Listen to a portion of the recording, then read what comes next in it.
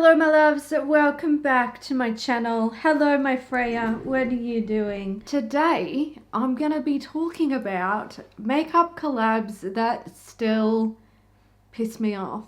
And also makeup collabs that piss you off as well, because I asked on Instagram, like, what makeup collabs still make you mad? You had stuff to say.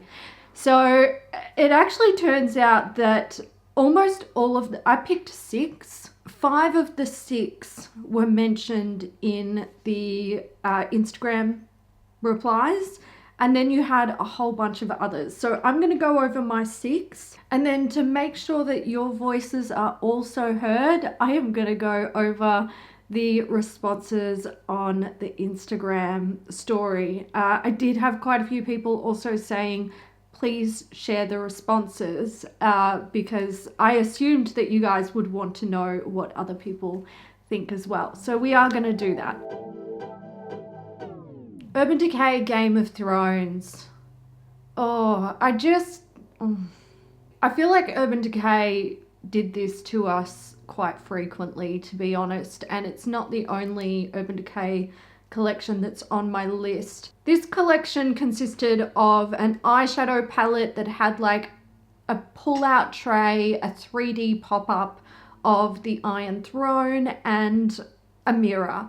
I do think that the packaging was pretty cool. I'm not so sure about the pull-out palette. It's a bit, I don't know, a bit dicky. And the color story of this palette, while it like kind of worked, like it was kind of appropriate for the theme, it was also just kind of shit. There were 4 glide-on eye pencils. There was also the Mother of Dragons highlighter palette, and I think this was one of the things that, I mean, I hated this the most. I think a lot of people really hated it. It was really, really disappointing. There was also 4 lipsticks that were pretty crap. One of them was like a shimmery gold. Oh god, just stop it. And then there was 2 eyeshadow brushes, and these brushes were the exact same shape as the double-ended ones that you usually get in an Urban Decay, like in one of the Naked palettes, except they had put little sword ends on them. The sword ends were cool. I did like them. And then of course the most forgettable item in the collection with this was the lip and cheek stain. It was called Dracarys lip and cheek stain. I want to get this on the table early, because this is going to apply to pretty much everything that we talk about in this video. When brands collaborate with franchises, they are delving into deep, shark-infested waters. And that is because the people that are going to buy this, so the people that are going to be the brand's main market for buying these products, they're mega fans. So I was a mega fan of Game of Thrones, and my expectations for a Game of Thrones makeup collection was sky high, unachievable. I think any brand that ever picked up a Game of Thrones collection would never have been able to actually meet my expectations. There would have been something that they just didn't get right. Now, for me and this particular Game of Thrones collection, I think the highlighter palette was absolute junk. The eyeshadow brushes are just their standard brush cut, as I mentioned, really kind of lame. Oh, there's a dragonfly out there. Really lame, boring. Anyone who's ever owned an Urban Decay Naked palette owns one of these brushes. It's just in a double-ended form. I don't think they're particularly good quality or even that great for actually applying eyeshadows. The lipsticks, some of them were all right, you know, with their formula, but it's nothing to write home about. The eyeliner pencils, again, just kind of like a bit whatever. The lip and cheek stain, like, take it back to the 90s. Nobody fucking wants that shit. And the eyeshadow palette, well, unless every single eyeshadow was like a perfect formula And the way that they had actually set out this palette was you had like 4 sections of 5 eyeshadows that could be used together. Like it was meant to make the consumer or user experience easier. So if you weren't really great with pairing eyeshadow colors, you could pair these little quint sections together. But a lot of the sections were just like the colors were not that great, and also like a weird combination of shades. Like if you gave it to somebody who didn't know how to apply eyeshadow and you said, oh, you can use these little 4 sections of 5 eyeshadows to create an eye look, and they chucked all 5 of the like Daenerys or the dragon eyeshadows on, it's going to look shit. Now I did buy this. I bought the collector's box set of this. I do still have it, but it's at home in Melbourne. I used it for a video and then I never used it again, and I don't think I ever will use it again. Hi. Oh god, you guys were mad about this one as well. So Urban Decay Game of Thrones and Ciate Jessica Rabbit were the most hated on my Instagram story, according to you guys. This consisted of a 9-pan eyeshadow palette, which I'm gonna say, just looking at the palette, there's nothing too bad about it other than all of the matte shades. So there's 3 matte shades. They are all very light, and the other 6 shades were all shimmery shades. The problem with it was the formula was absolute dog shit. It was a shame because I think the color story was pretty true to the character of Jessica Rabbit. But if the eyeshadows don't go on your eyes, then what's the point? It's rubbish. There was also a highlighter, which it is really beautiful. I did buy this collection. I depotted the eyeshadow palette to keep the actual compact of it. I'm pretty sure I've still got that at home in Melbourne as well. Maybe I decluttered it. I do still have the highlighter. That's it there. Beautiful Jessica Rabbit imprint on it. Initially, I hated the highlighter. I have used it a few times since then, and I do kind of like it, but the older I get and the more textured my skin gets, the worse it looks on me. So there's that.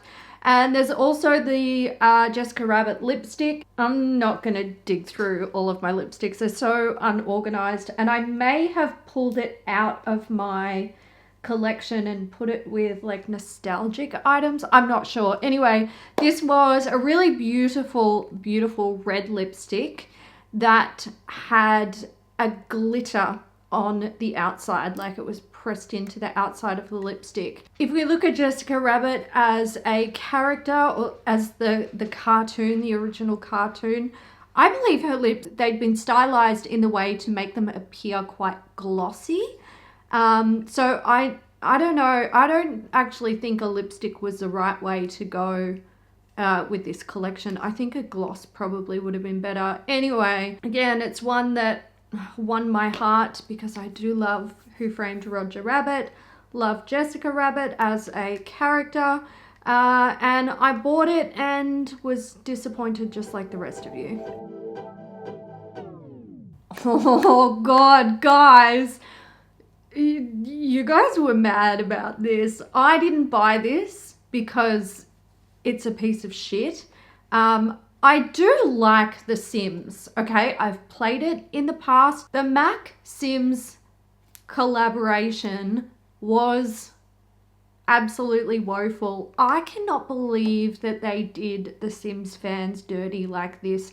This was an abomination. Not only was it an abomination, it was a complete slap in the face because all they did was make a Mac and The Sims themed uni-carton, which just had The Sims written on it with the green like diamond thing. I know there's a special word for that. I don't know what it is, but with the green diamond thing on it.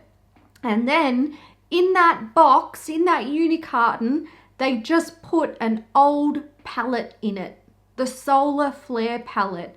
It is the most boring, basic, like lame ass 9-pan palette that you could possibly imagine. The Sims is a very bright, fun, colorful, exciting game. Like, it is visually intense with what it's got going on in the game. Like, it sucks you in with all of the bits and bobs and things going on in the game. This palette repels you. It is one of the worst releases I've seen from MAC. This release was an absolute joke. I believe they ended up pulling it from shelves because of the backlash. There was like a statement made from MAC, and they said, given the broad, diverse community of Sims fans, we wanted the shades and textures in the collection to appeal to everyone. The problem is, out of the 9 shades in the palette, you could argue that the majority of it is too light for a good chunk of Sims fan base. I hate it. I hate it so much, and you guys hated it so much as well. Food Collabs was mentioned on Instagram, but nobody mentioned a specific food collab that angered them. There are so many that have happened in the past, and there'll be more in the future. I'm not even gonna troll the web for any of them because I don't give a shit, but there is one that comes to mind, and I'm gonna talk about it. I actually respect this release. It doesn't anger me because I understand why they did it, whereas I get the bigger picture, and this collaboration also just proved to the world, or anyone who was watching and paying attention, that the beauty industry and collaborations are just such a joke. Now, we all know who Fenty is, and maybe you will know who MSCHF is as well. But if you don't know who MSCHF is, I'm going to give you a little crash course, because it's extremely important to understand who MSCHF is to understand this collaboration at its core. MSCHF is a company that creates satirical releases, and basically they are laughing at consumerism and pointing out how ridiculous it is that people will pretty much buy anything. MSCHF takes the piss out of industries. So, for example, at the moment on their website, they have some shoes. I think there's actually 2 pairs of shoes where you have to wear them down and scruff them up to get the true effect of how the shoe is supposed to look. So you have to scruff up the material, you have to, you know, take chunks out of the rubber sole or scuff up the soles. It is essentially layers and layers of material and rubber that are all different colors, and to get the full effect of the shoe you have to actually wear them. Now, I'm sure you all know that within the community of people who buy shoes, which is pretty much everyone, there is another community of people who are obsessed with shoes, and some of those people are so obsessed with shoes that they have huge collections of them. They will buy shoes that they like and they will never wear them. They will put them on display like they are art. And there are also some people that like to buy these very fancy, expensive shoes, and they will wear them, but they don't like to, you know, crease the leather or the material that they're made of, or if you were to accidentally step on their shoes, they'd likely break your arm. So MSCHF have made these shoes, and it specifically says in their description, you have to wear these, you have to rough them up, you have to actually like beat these shoes up and wear them probably for years on end to truly get the best out of these shoes. Having a pair of shoes that change over time, the more you wear them, the more use you get out of them, rather than them just looking like scruffy and jacked up, they start to become the piece of art that they're designed to be. So now you know MSCHF like to take the piss and also point out issues within certain communities. We're going to go back to the Fenty MSCHF. Is it ketchup or is it makeup? So this was essentially a box that you open up, and inside there's little sachet packets of what was going to be either lip gloss or ketchup. When I saw this, I had mixed feelings. I was like, okay, MSCHF have heard about the absurdity going on in the beauty industry, which doesn't surprise me at all. But also I knew that we were about to witness MSCHF being proved correct yet again, that the beauty industry is absolutely ridiculous when it comes to collaborative releases. The makeup community went wild over this. They snapped it up and they made their content about it. We saw videos everywhere, Instagram, TikTok, YouTube, people buying this release, opening it up and seeing if the sachets contained ketchup or lip gloss. And as predicted, some of them contained ketchup and some of them contained lip gloss. People bought it. They did. They bought it for the views. They bought it for the hype. They bought it. And I was mortified. I was so I was embarrassed for them. I was embarrassed for the community, embarrassed for the industry. It's a joke. It is such a joke. It's so embarrassing. Why? So I actually liked this release. I saw it for what it was as soon as it was coming, and I was just like, oh, okay.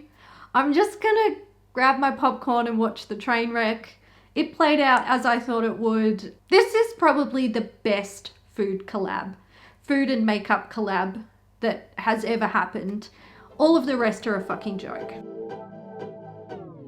Urban Decay makes the list again. Oh my goodness. So I think everyone was hopeful that this collection would be good, but it was bland. Prince is a force to be reckoned with. Everything about him demands attention. This collection demands that you look away and forget it as quickly as you possibly can. What it consisted of was 2 eyeshadow palettes. There was one called Let's Go Crazy, which was like sort of purple and blue, and like there was a red and a peach in there. And then there was You Got the Look, which was like purple, black, gold, lighter color. Just, I don't know, a fucking mishmash. It's so Urban Decay, it's embarrassing. Then there was the When Doves Cry eye pencil. And then there was the So Dark eye pencil. They were both Kajal pencils. Probably very appropriate, but also so bland and boring. Just so boring. There was also a liquid highlighter, which I would say, again, appropriate. But this packaging, man, like, God, can you just... It is so uninspired and so boring. It doesn't scream Prince. Like, and I don't know about everyone on Instagram who mentioned this. There was quite a few of you. But for me, the thing that made me angry about this collection is it just didn't feel like Prince. There was also a multitasker brush, which was boring as hell, and an all-nighter powder. Also, just like the collection as a whole, you could buy it in a box set. Like usually they do that with their like really fancy collections, and it just looks so sad. Oh, I hate it. Nobody mentioned this on Instagram, so it obviously didn't piss people off that much, but pissed me off, and I haven't forgotten it. So we're going to talk about it. Too Faced Erika Jayne Pretty Mess collection. Now, if you don't know who Erika Jayne is, she's also known as Erika Girardi. You might have heard about some of her recent controversies, especially if you watch like Emily D. Baker. She is a Real Housewives of Beverly Hills cast member, And yeah, she's going through some stuff right now, or she's been through some stuff, some legal oopsie daisies. She released a collection with Too Faced. It was called Pretty Mess. Basically, this was two really, really rich people, Jared Blandino, Erika Girardi, getting together and making an absolutely disgusting collection. So there was a 12-pan eyeshadow palette that the layout really upsets me. The colors don't. Actually, I like the colors, but the layout really upsets me. There was the DSL lip gloss, which also came with a lip liner, but DSL stands for fellatio lips. There was also the Polite Lips lip kit, which was meant to be the polar opposite of the DSL lip kit. There was the Pat the Puss Body Shimmer. Now, this actually was meant to taste like sugar cookies, and they did say in an article, like, you know, oh, it's going to make you all shimmery and beautiful, but then if somebody wants to lick it off your body later, they can, and fucking gross. There was a highlighter called How Many Fucks Do I Give? Obviously, none. This collection felt like two really rich people coming together and being like, we can just do whatever the hell we want because we're rich. In an article, Jared Blandino was quoted as saying, we scandalized a few people, so we ended up having to put warning labels on everything, which I think is hysterical. It made me even happier when people were like, we can't sell that. People get scared. There's a tongue-in-cheek sense of humor here. If you don't get it, move on. What actually annoys me the most about this collection isn't really like the names of the products or what they've released. It's the people behind it. Two rich, entitled people. One who actually took a photo and published it online of himself and his partner with a cake that said, Rich Lives Matter. And then the other person, somebody who's just gone through a massive legal issue surrounding basically stealing millions and millions of dollars from victims of crimes. I just can't with this collection. I can't with these people. Okay, it's time to pay respect to the collaborations that still make you guys angry. So these are things that were mentioned on Instagram. First up, we've got Bobbi Brown and Monopoly. I forgot about this collection. Now, the reason why this made this particular person angry is because it didn't come to Australia and they wanted to buy it. Fair enough. I can totally respect that you would be a bit ticked off about that. Makeup Forever, 50 Shades of Grey. I hate this. What is this? This is horrible. I haven't read the books, haven't watched the movies, so I don't know too much about it. I know the premise, but I don't know like the ins and outs. But the ins and outs, I know enough to know that that was a good joke. This is so embarrassing, but a lot of, why is there a hair stuck to me? A lot of what Makeup Forever does is embarrassing these days, so, and has been for a while, so there's that. Anastasia Beverly Hills. We have to talk about Anastasia Beverly Hills. The upset around this is Alyssa Edwards, Jackie Aina, and then it wasn't mentioned in the response on Instagram, but I'm going to throw in Carly Bible because she's relevant to this story. Now, the Alyssa Edwards collection released in May of 2019. I think it was 2019. Then we had Jackie Aina again in 2019, but this was in August. So just a few months later. And then a couple of months after that, we had Carly Bible. So all of these collaboration palettes with Anastasia Beverly Hills released in a single year. They actually released 4 palettes that year. They released Riviera first, Then they released Alyssa Edwards, followed by Jackie Aina, followed by Carly Bible. Not a single one of those women got to have their time in the sun, except, I suppose, Carly Bible. But I'm pretty sure after that, they sold the brand. So it doesn't surprise me that they were pumping stuff out, because they would have wanted on the books. When it comes to the actual products themselves, I've got, I actually had all of these. I decluttered Alyssa Edwards because I was just never wearing it. I've still got Jackie Aina and Carly Bible. That was a choice what they did. Next up was any brand collaborating with a dead person.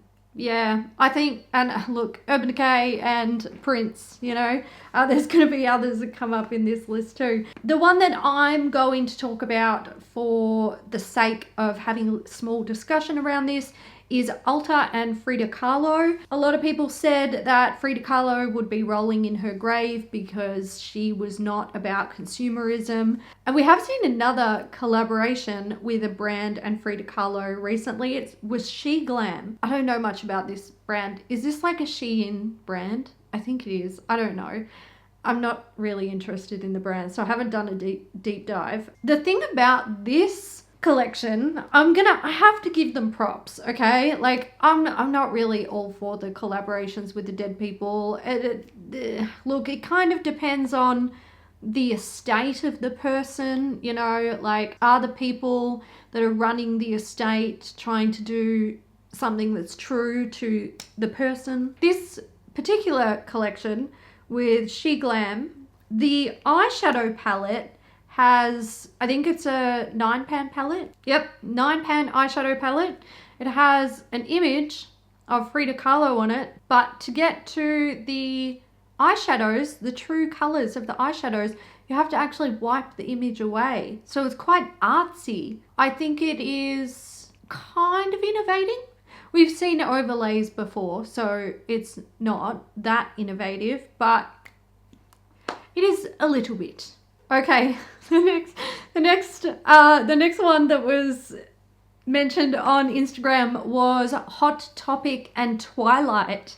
So I went digging for photos of this, and you know what? I could barely find anything. Like, a Google image search mostly just brings up other junk from Hot Topic that's Twilight themed. I did see some eyeshadow palettes. It looks like trash. If you're mad about that, I do not blame you in the slightest. Again, this is when collabs go wrong. If you're working with a franchise like Twilight, there are massive fans out there. I love Twilight as well. Read the books, seen the movies, all that jazz. Love it, love it, love it. It is so easy for people to just be infuriated by what you bring out if you don't do it justice and do it well. And a lot of these brands are just there for the dollars. They don't give a crap about the consumer. Another one, Harry Potter and any brand. Colourpop was mentioned, but also someone said like everything Harry Potter. I think there are multiple reasons why you might be upset about Harry Potter releases.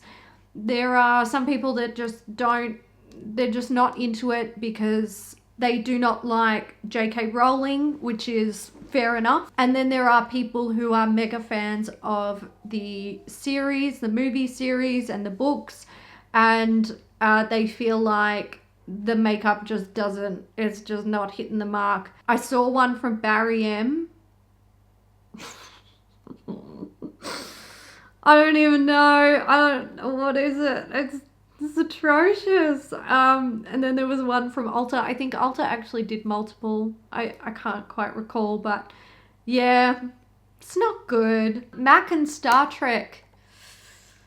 I don't know too much about Star Trek, but I will say, as somebody who loves makeup, looking at this, I am uninspired. So if you also look at this and you feel absolute rage as a Star Trek fan or a Trekkie, there you go. I do know what your fan term would be. I respect that. I forgot about this one. Becca and Khloe Kardashian with the Doggy Biscuit highlighter. I completely forgot about this one. Thank you so much for mentioning this in the Instagram responses. We actually destroyed those little biscuit highlighters over on Beauty News years ago. Oh God, it was woeful. I think Becca was trying to they were just trying to stay relevant. They were trying so hard. But it was a shit release. They were known for their highlighters and they just had so many by then. It was just too much. Pat McGrath and Star Wars. Oh. Okay, Star Wars and Pat McGrath fans, I feel for you. I really feel for you. Is this the second or the third time she's done this? I can't recall, but she keeps releasing Star Wars palettes that are repackaged. The outer box is Star Wars themed, which is really cool. And she, don't get me wrong, she does have some smaller palettes that are, the packaging is straight up Star Wars. She's just slapping a sticker on her Mothership palettes that have already been, it's bad. It's really, really bad. I haven't bought any of these. I would not touch these with a 40-foot pole. And if she announces another Star Wars collection next year, I'm totally going to expect that things in it are just repackaged old products, because this is what I've come to expect from her with her past releases of these. This is what she does. It's very disrespectful to her customers who are fans of Star Wars. So if you are already a fan of Pat McGrath's makeup and you're buying her palettes anyway, and then you're a fan of Star Wars and she's releasing a palette that is already something that you probably own just with a sticker on it, it's such a slap in the face. Do not like. Oh, what is this? If you're wondering what this is Lottie London and the Vampire Diaries. It's not good. Oh God, I'm not surprised that someone's angry about this. I'd be angry about this. I am angry about this. I do like the red eyeliner though. I'll give them that. MAC made the list again with their Whitney Houston collection. Again, larger than life. And this collection looks like it belongs in the bin. I'm not sure that I would say that the colors are wrong for the collaboration, but the packaging is some bullshit that I don't like it. Another one that was mentioned was the L'Oreal Camila Cabello Havana collection. I remember talking about this on Beauty News, but I think I also remember being very disinterested in it. I don't like it at all. Go away. Another thing that was mentioned on Instagram was NYX and Michaela. Now, I don't remember NYX doing a collaboration with Michaela. I did try to Google it. I couldn't find anything. And I'm wondering, do you mean Glamlight? Maybe? The big desk palettes with 48 shades in them? It wasn't that many. How many was it? 30 shades in each palette, I believe it was. She did two. They did the original palette and then they did one that was it's part two, but with her accent. I can't do it. I'm not good at accents. If Chris was here, I would get him to come in and say it because he's fantastic with accents. Yeah, this is just Glamlight. This is what all Glamlight palettes look like. It's just do you need color? Well, here it all is. That's essentially what their palettes are. That's what these ones were from Glamlight and Michaela. The second one was a mishmash of colors in the first two rows, and then it was green, pinks and purples and blue. No thank you. I don't like it. Moving on. And the last one that I'm going to talk about was the NARS Man Ray collection. Now, the reason why this was mentioned was because Man Ray, he was not a great guy, very misogynistic. He was a visual artist who I think worked like, I think he's most well known for like photographing women. If I'm incorrect about that, don't be too harsh on me because I don't know a whole lot about him. The man was born in 1890. He died in the 70s. We know that, you know, he was a man living during this time, photographing women, an artist, so probably, you know, doing whatever the fuck he wanted. Probably not a great guy. There might have been other things that he did as well. I don't know much about him, honestly. I actually tried to look up some articles about Man Ray to learn more about him, and I found 3 things. I found a lot of crap about Marvel. I don't know why. I found a lot of stuff about SpongeBob because there was a character called Man Ray in a SpongeBob episode, I believe. And some people actually theorized that that episode was talking about the artist. I don't know if that's true. I didn't look too much into it. The next thing that I found was actual articles about him and about his life, but written just in a way where I'm like, the first like paragraph, I'm like, you've completely lost me. I'm not interested. Just waffly, like, shut up and get to the point. And I did go on to Wikipedia to try and, you know, shut up and get to the point. But again, like there wasn't too much talking about some of the bad stuff that he did. So if you do know more about Man Ray, feel free to let us know down in the comments. But from what I understand, he was, a misogynist. But in terms of that actual makeup collection, I think NARS did justice with what they created.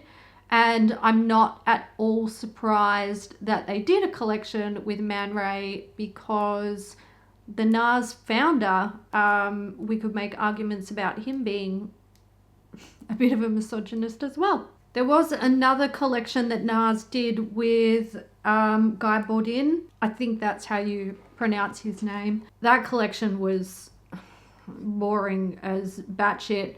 But again, like, not a great person. He was an artist, a photographer. He photographed women, and some of his images, they appear to depict women in ways where you might be able to assume, or it gives off the vibe that they are deceased.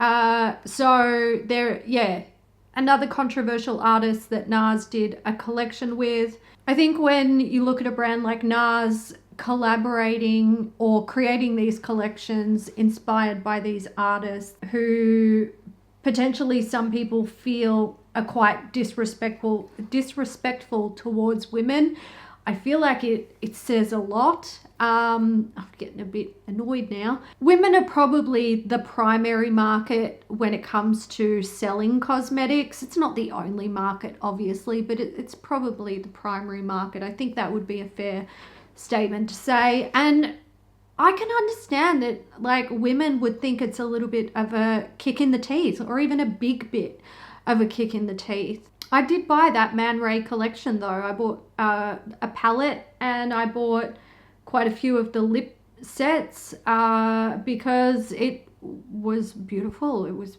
beautiful, like makeup-y art pieces. So definitely understand why people would be pissed off about that, and I think it's fair enough. Obviously, I've got some lighting stuff going on because the afternoon is hitting. And I've also got to edit this video for tomorrow. So I'm going to leave it there, guys. I do hope you enjoyed this. Massive thank you to my channel members. Feel free, if I mentioned anything in this video, of course, let me know your thoughts down below. Was there anything that, like, I maybe forgot to talk about any of these releases? Or if you have watched this and you're like, oh, I'm mad about this collection still. I love the comment section on videos like this, especially when people share their own thoughts about collections. And also, if like with Man Ray, if you know more about him, let me know.